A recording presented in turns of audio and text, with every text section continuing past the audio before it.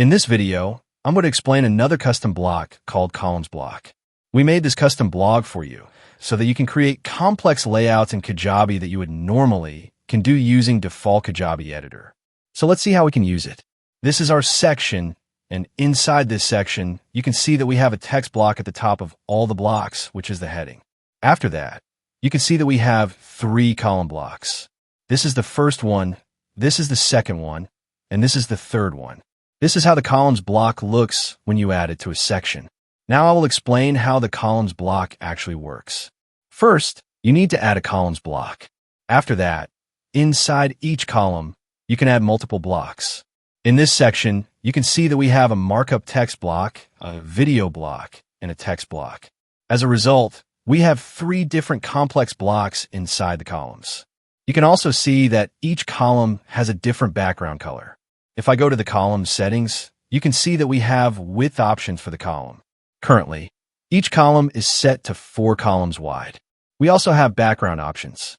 Under the background settings, you can add a background color, border radius, and some other default Kajabi block options that are available here. If I want to add another column, I need to add new block, select columns, and then choose adjusted columns. Then I can set it to 4 columns in a single row. Now you can see that we have a 4th column.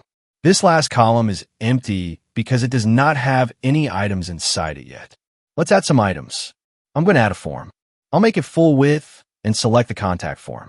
Now you can see that we have a form inside the 4th column. We can add other items as well. For example, if I want to add a video to this column, I just need to add a video block. Using this method, we can create a very complex layout. If I want to add a background color, I could do that too. We can use preset colors or custom colors. For example, if I go to the custom color options and select one, you can see that we are now using a form and a video inside the same column. This was not possible in Kajabi before, but with this custom columns block, it is possible. Using this block, we can create multiple complex layouts like this. If I go to another section, you can see that we are also using columns there.